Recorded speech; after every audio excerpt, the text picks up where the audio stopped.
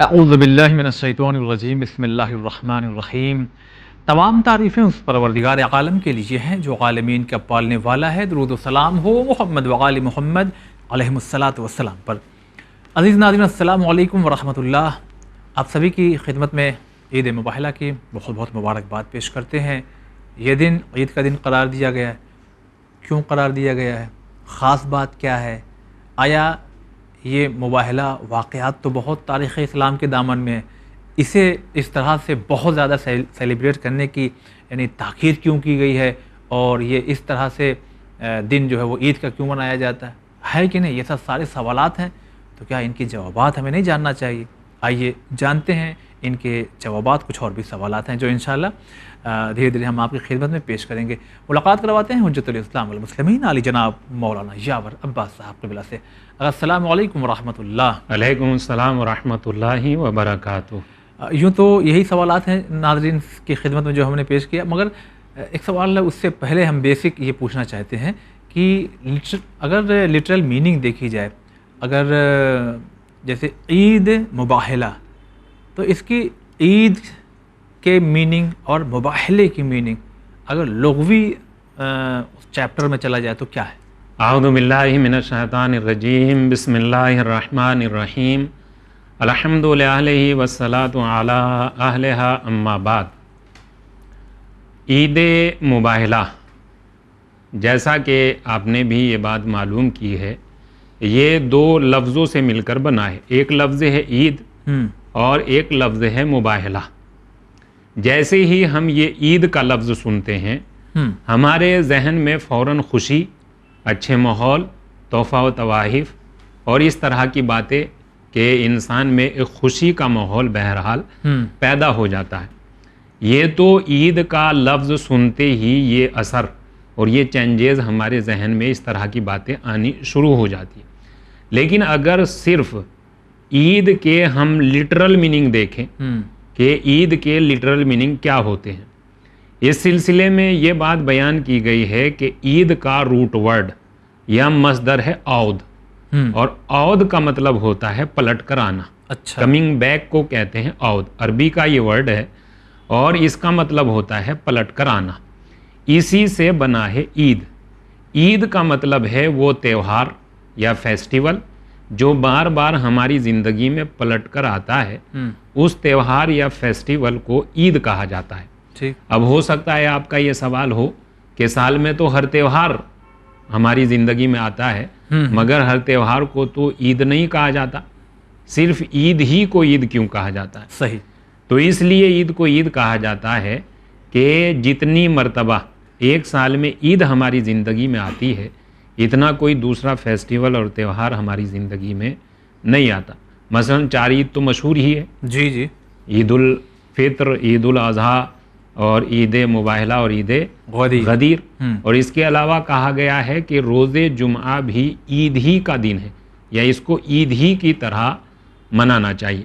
تو بہرحال عید یعنی خوشی کا دن، عید یعنی وہ تہوار جو ہماری زندگی میں بار بار پلٹ کر آتا ہے، مگر یہ پیغام کیا لے کر آتا ہے؟ سوال یہ جی۔ عید اگر ہماری زندگی میں آ رہی ہے تو اس کا پیغام کیا ہے؟ مولا کائنات حضرت علی ابن ابی طالب علیہ الصلاۃ والسلام کا ایک سینگ بھی ہے، اور سینگ کے علاوہ آپ کا ایک خطبہ ہے، اور اس خطبے میں یہ کہا گیا ہے کہ اپنے گھر سے نکل کر عیدگاہ کی طرف جانا اور عیدگاہ سے پھر پلٹ کر اپنے گھر کی طرف آنا۔ اس پر غور کرنے کی ضرورت ہے۔ یعنی انسان گویا کہ اپنے گھر سے چلا اور عیدگاہ میں اس نے نماز عید انجام دی، اور وہاں نماز عید انجام دینے کے بعد پھر وہ اپنے گھر کی طرف واپس آ گیا۔ بالکل اسی طرح سے انسان کی زندگی کا حال بھی ہے کہ وہ ایک جگہ سے آیا ہے اور اس دنیا میں کچھ دن رک کر اسٹے کر کے اسے پھر اپنے اصلی وطن یا اپنے اصلی گھر واپس جانا۔ ایک تو عید کا پیغام یہ ہو سکتا ہے۔ دوسرا جو سینگ ہے مولا کائنات حضرت علی علیہ الصلاۃ والسلام کا، جس میں آپ نے یہ ارشاد فرمایا، دیکھیے عید کیا ہوتی ہے، خوشی کا دن، اور عید کا مطلب کیا ہے؟ آپ نے یہ ارشاد فرمایا، کل یوم لا یصلی فیہ فہو عید۔ ہر وہ دن جس دن انسان سے کوئی گناہ نہ ہو، وہ دن اس کے لیے عید کا دن ہو سکتا ہے۔ اچھا، خوشی کا دن ہے؟ خوشی کا دن ہے کہ آج میں نے اپنے مالک کی نافرمانی نہیں نہیں کی ہے، یہ اس کے لیے بہت بڑا بات اور بہت خوشی کا دن بہرحال ہو سکتا ہے۔ اور یہیں سے ایک بات یہ بھی سمجھ میں آتی ہے کہ اگر انسان سے کسی نارمل دن میں گناہ نہ ہو تو وہ اس کے لیے عید کا دن ہے، اور اگر عید کے دن کسی سے نافرمانی ہو جائے تو ہو سکتا ہے وہ اس کے لیے عید کا دن ہونے کے بعد بھی عید کا دن نہ ہو۔ بے شک۔ تو بہرحال ان باتوں پر غور کرنے کی ضرورت ہے، انسان کو بہرحال اس دنیا میں کھلی ہوئی آنکھوں کے ساتھ زندگی گزارنا چاہیے۔ تو عید کا مطلب ہے وہ فیسٹیول جو بار بار ہماری زندگی میں خوشیاں اور پیغام لے کر آتا ہے، اس دن کو ہم عید کا دن کہتے ہیں۔ اور دوسرا ورڈ ہے مباہلہ۔ مباہلہ کا مطلب اس کا بھی روٹ ورڈ بہالہ ہے۔ بہالہ کا مطلب آزاد کرنے کا ہوتا ہے اور بہالہ کا مطلب چھوڑ دینے کا ہوتا ہے، مگر جب اس کو باب مفاعلہ میں لے کر گئے تو اس کا مطلب یہ ہوتا ہے کہ دو گروہ کا کسی ایک بات پر بیٹھ کر بات کرنا، یا دو گروہ کا آپس میں ایک دوسرے کو نفرین کرنے کو مباہلہ کہتے ہیں۔ باب مفاعلہ کا مطلب ہی یہ ہوتا ہے کہ اس میں فریقین ہوتے ہیں یا طرفین ہوتے ہیں جن میں دو طرفہ کام کیا جاتا ہے، ایک طرفہ کام کو مباہلہ نہیں کہا جا سکتا۔ بالکل اسی طرح سے کہ جیسے مقابلہ ہوتا ہے، مقابلہ اس میں دو طرفہ انسان ہوتے ہیں، ایک پارٹی ادھر ایک پارٹی ادھر، آپس میں کسی بات کو لے کر مقابلہ ہو رہا ہے، مباحثہ ہو رہا ہے یا مصافحہ ہو رہا ہے۔ مصافحہ یعنی دو پارٹی یا فریقین یا طرفین جس کام کو انجام دے اس کو اسی باب میں کہا جاتا ہے، اور اس کو مباہلہ یا مقابلہ یا مصافحہ یا کوئی بھی اس طرح کی بات موجود ہے۔ اس سلسلے میں یہ بات بیان کی گئی ہے کہ دیکھیں قرآن کریم کے سورہ آل عمران کی آیت نمبر 61 ہے کہ جس میں پروردگار عالم نے یہ اعلان ارشاد فرمایا، بسم اللہ الرحمن الرحیم، فمن حاجک فیہ من بعد ما جاءک من العلم فقل تعالوا ندعو ابناءنا وابناءکم ونساءنا ونساءکم وانفسنا وانفسکم ثم نبتہل فنجعل لعنت اللہ علی الکاذبین۔ جی، اس قرآن کریم کی آیت میں اللہ کے رسول کو یہ حکم دیا گیا ہے کہ اگر علم کے آ جانے کے بعد بھی اگر اب بھی کوئی آپ سے آرگیومنٹ کرتا ہے، کٹ حجتی کرتا ہے، تو اب آپ انہیں مباہلے کی دعوت دے دیجئے۔ آپ کیا کہیے؟ آپ ان سے یہ کہیے کہ ٹھیک ہے اب آئیے میدان میں آ جائیے، بات کر لیتے ہیں، کھل کے ہی بات کر لیتے ہیں۔ سوال تو یہاں یہ بھی ہو سکتا ہے کہ یعنی کتنے ایسے معاملات آئے ہیں جہاں بدر ہو گئی، جہاں خیبر ہے، جہاں خندق ہے، تو یہاں یہ بات چیت میں معاملوں کیوں سلجھایا جا رہا ہے؟ وہاں تلواریں نکل آئی تھی۔ دیکھیے مباہلے کا میدان شجاعت اور بہادری کا میدان نہیں ہے، بلکہ مباہلے کا میدان علم و آگاہی کا میدان۔ اچھا، یعنی تھوڑا اس کو ایکسپلین کریں کہ آخر وجہ کیا ہے، سبب کیا ہے کہ یہ واقعہ اس طرح سے رونما ہوا کہ آؤ ہم لوگ بیٹھ کے بات کرتے ہیں۔ بیٹھ کے بات اس لیے کرنی ہے کہ یہاں کوئی کسی اس طرح کا اختلاف نہیں تھا جیسا کہ اس سے پہلے کے اختلافات ہوتے تھے کہ ایک دوسرے نے ایک دوسرے پر حملہ کر دیا، بلکہ یہاں بات ہی علم کی تھی، بات ہی دلیلوں کی تھی، بات ہی پروفز کی تھی۔ لہذا علم کا جواب علم ہی سے دیا جائے گا۔ ایسا نہیں ہو سکتا کہ علم کا جواب تلوار سے دیا جائے یا کوئی اور دوسرے طریقے سے دیا جائے، اور علم کا جواب حق کا جواب حق سے، سچ کا جواب سچ سے، علم کا جواب علم سے، نالج کا جواب نالج سے دیا جائے گا۔ یہی اسلام کا بھی اصول ہے اور اسی پر دین اسلام نے زور بھی دیا ہے، جس طرح کا سوال ہو ویسا ہی اس کو جواب دیا جائے۔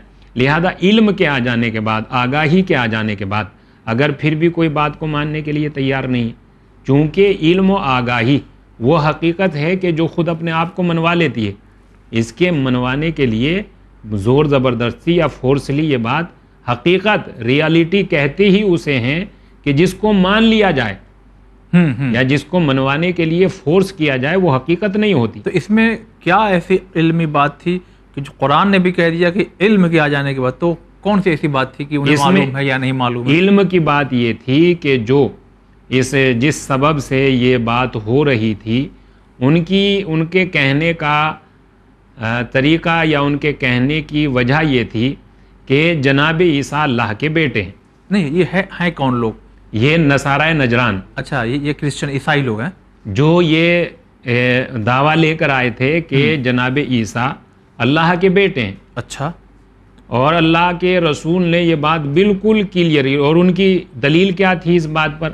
اس بات پر ان کی دلیل یہ تھی کہ چونکہ پروردگار عالم نے جناب عیسیٰ کو بغیر باپ کے دنیا میں بھیجا ہے، تو لہذا ہر انسان کے لیے ہر آنے والے انسان کے لیے 2 رشتوں کا ہونا ضروری ہے، اس کے ماں باپ، ایک والدہ گرامی، ایک والد محترم. جی. لہذا جناب عیسیٰ جب دنیا میں آئے تو ان کی والدہ گرامی جناب مریم کا رشتہ تو ان کے ساتھ جڑا ہوا تھا، لیکن ان کے کوئی والد محترم نہیں تھے. تو اس بات کو لے کر انہوں نے یہ بحث و مباحثہ، یہ بات شروع کرنا چاہیے کہ اللہ کے رسول سے کہا کہ جناب عیسیٰ اللہ کے بیٹے. اور جب جناب عیسیٰ اللہ کے بیٹے ہیں، ٹھیک ہے، دیکھیے یہاں سے کیا بات نکلتی ہے. یہاں سے یہ بات نکلتی ہے کہ ٹھیک ہے، اگر جناب عیسیٰ اللہ کے بیٹے ہیں تو مانتے رہیے. مگر بات یہیں پر نہیں رکی تھی، بات یہاں تک آ گئی تھی کہ انہوں نے اس بات پر زور دیا کہ آپ بھی اسی بات کو مان لیجئے کہ جناب عیسیٰ اللہ کے بیٹے. کہ بھائی ہم کیسے اس بات کو مان لیں کہ جناب عیسیٰ اللہ کے بیٹے، جبکہ اللہ کے رسول نے یہ بھی بتایا کہ کیا قرآن کریم کی وہ آیت ہے، بسم اللہ الرحمن الرحیم، انا مثل عیسیٰ عند اللہ کمثل آدم.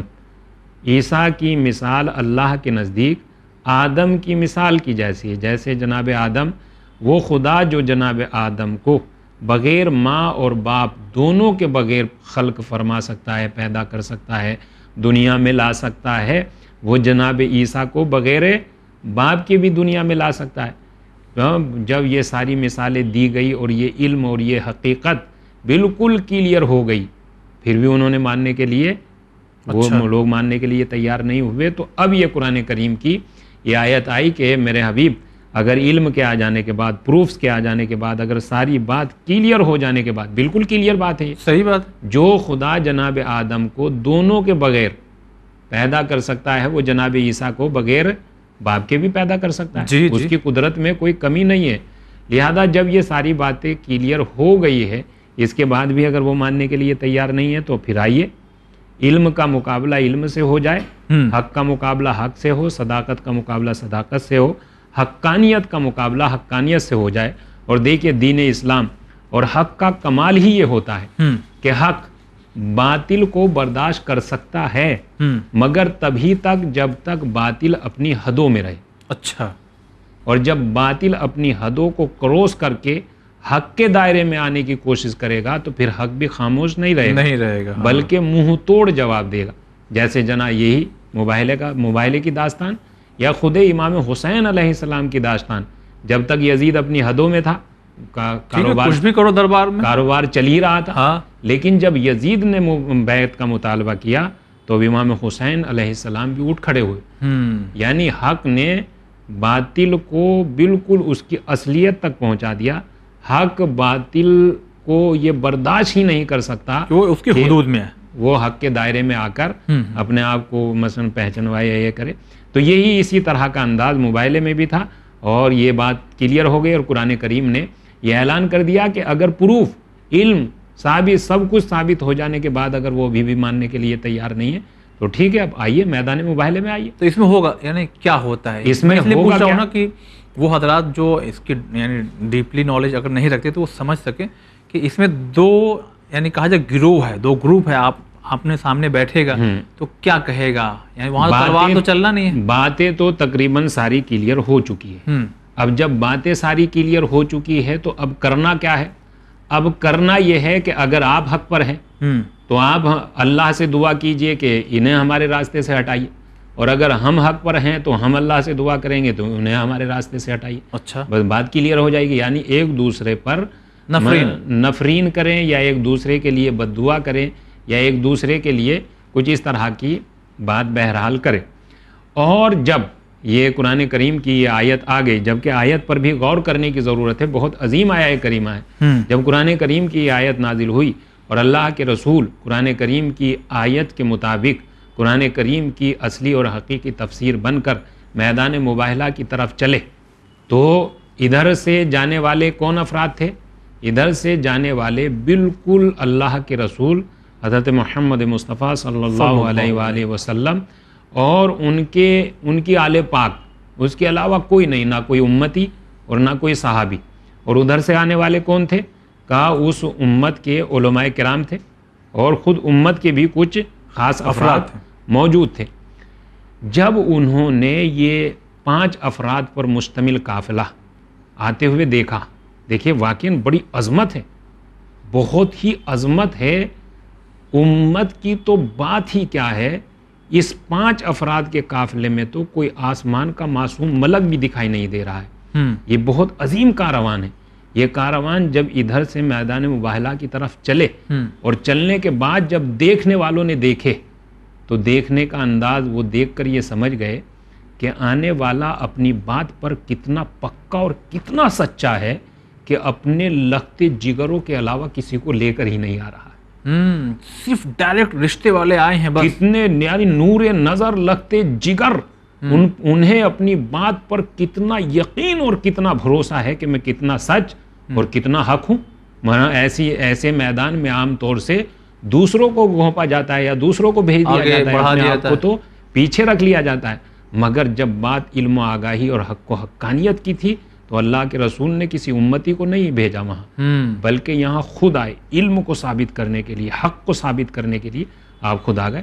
اور جب ان کی اس حقانیت کو انہوں نے دیکھا تو دیکھنے کے بعد کیا کہا کہ ان سے معافی مانگ لیجئے، ان کی باتوں پر راضی ہو جائیے، جو یہ کہے وہ مان لیجئے، ورنہ اگر آج انہوں نے نفرین کر دی، آج انہوں نے بد دعا کر دی تو روئے زمین میں ہم کوئی باقی نہیں رہ جائے گا. لہذا اس طرح کی بات تھی. یعنی خود اللہ کے رسول کے میدان مباہلے کے جانے کے انداز سے یہ بات معلوم ہو گئی کہ یہ انہیں اپنی بات پر کتنا یقین، بہرحال یقین کامل، پورا یقین اور بھروسے کے ساتھ اور اسی یقین کی وجہ سے انہوں نے سوری بول دیا اور انہوں نے کینسل کر دیا ہے، مباہلہ کرنے سے انکار کر دیا اور وہ ساری شرطوں کے ساتھ یہ بات کلیئر ہو گئی. تو ظاہری طور پہ دیکھا جائے تو یہ ان لوگوں نے کینسل کیا، پیچھے ہٹے، جیت ہو گئی نبی کی نا. تو ایسی نہ جانے کتنی جنگوں میں نبی کی جیت ہوئی ہے. ان کو تو عید نہیں قرار دیا گیا، اسے کہا گیا عید مباہلہ، اور بہت زور ڈالا گیا کہ جو بھی ایمان رکھتا ہے وہ منائے اس عید کو. دیکھیے ریزن یہی جو اس سے پہلے بھی بیان کیا جا چکا ہے، دوسری جنگوں میں بہادری اور دوسرے طرح کی بات تھی، مگر اس جنگ میں علم و حقانیت کی بات تھی. اور چونکہ دین اسلام دین علم ہے، لہذا وہ علم کے میدان میں اس میں یہ حقانیت کی اور علم کی آگاہی کی اتنی بڑی جیت تھی کہ جس کو عید کا نام قرار دیا گیا ہے. اور یہ اتنی عظیم، اس سلسلے میں ہمارے چوتھے امام نے اس بات کو فضیلت کی طرح ارشاد فرمایا ہے کہ یہ ہمارے لیے ایک بہت بڑی فضیلت ہے. جب چوتھے امام علیہ الصلاۃ والسلام شام میں گئے اور کسی شامی انسان نے آ کر یہ کہا کہ خدا نے تمہارے ساتھ کیا کیا ہے، تو ہمارے چوتھے امام نے یہ فرمایا یا شیخ قرأت القرآن، کیا تم نے قرآن مجید نہیں پڑھا ہے؟ تو اس نے جواب دیا ہاں میں نے قرآن پڑھا ہے. کہا تم نے قرآن میں یہ آیت نہیں پڑھی؟ کہا ہاں یہ آیت بھی پڑھی. کہا اس آیت کے اصلی حقدار ہم ہی ہیں. یہ آیت ہماری ہی لیے نازل ہوئی. مباہلے والی آیت پیش کی، آیت تطہیر پیش کی، اور قرآن کریم کی وہ آیت مودت پیش فرمائی آپ نے. کہا یہ ساری فضیلتیں ہماری ہیں، یہ سارا جو قرآن کریم بیان فرما رہا ہے اس کے اصلی حقدار ہم اور اصلی یعنی مصداق ابرز ہم ہیں. جیسے ہی امام علیہ السلام نے یہ ساری باتیں بتائی، دیکھیے مباہلہ ان کی نگاہوں میں بھی بہرحال اتنا عظیم بات تھی کہ جب مباہلے کی آیت سنائی گئی تو انہوں نے یہ کہا کہ اچھا یہ آپ ہیں. جب یہ کہا کہ ہاں ہم ہیں تو اس بزرگوار نے یہ کہا کہ اگر یہ آپ ہیں تو کیا آپ مجھے معاف کر سکتے ہیں؟ کہا ہاں اگر تم توبہ کرتے ہو تو ہم بھی معاف کرتے ہیں، ہمارا خدا بھی تمہیں معاف کرتا ہے. تو لہذا یہ مباہلے والی آیت اور عید مباہلہ بہت عظیم عید ہے، چونکہ یہ علم و آگاہی کی لڑائی، یہ حق و حقانیت کی لڑائی. اور ویسی دوسری جو جنگیں ہیں وہ بہرحال دین کی اور اس کی جنگیں ہیں، مگر ان میں ہو سکتا ہے مقابلے میں یہ بھی دیکھا جائے گا کہ ادھر مقابلے میں کون تھا اور یہاں مقابلے میں کون تھا، اور اس کے اس بات کا میتھڈ کیا تھا اور اس بات کا سبب کیا تھا. لیکن قرآن کریم نے اور دین اسلام نے اس عید کو بڑی اہمیت قرار دی ہے، اور یہ بڑی فضیلتوں میں ایک بڑی فضیلت ہے کہ پروردگار عالم نے، اور جب یہ آیہ کریمہ نازل ہوئی تو اس میں امام حسن اور امام حسین علیہ السلام کو اولاد رسول قرار دیا گیا ہے، اور مولا کائنات کو نفس رسول، یعنی نفس رسول کا مطلب یہ ہے کہ جیسے رسول ویسے ہی مولا کائنات، اچھا، نفس رسول، روح رسول، تو لہذا یہ بہت ایک عظیم عید ہے، اور ہمیں اس عید کو اور بغیر تلوار چلے جیت منانا چاہیے، اور منانے کے ساتھ ساتھ اس سے ہمیں جو پیغامات ملتے ہیں ان پیغامات پر ہمیں غور کرنا چاہیے کہ دین اسلام دین علم ہے جی، یہ مسلمانوں کو علم کے میدان میں پیچھے رہتے ہوئے نہیں دیکھ سکتے۔ بہت بہت شکریہ ادا کرتے ہیں۔ دیکھیے ناظرین، واقعی یہ ایک ایسا فیسٹیول کہ جس میں بہت سی شاخیں ہیں، ہمیں غور کرنے کی ضرورت ہے۔ علم ہے، کس طرح سے جیت ہو گئی ہے، اور اس مختصر سے وقت میں بہت سی چیزیں آپ تک پہنچا دی گئی ہے۔ لہٰذا آج کے لیے بس اتنا ہی، انشاءاللہ پھر کسی خاص موضوع کے ساتھ حاضر ہوں گے۔ اجازت چاہتے ہیں۔ السلام علیکم ورحمۃ اللہ۔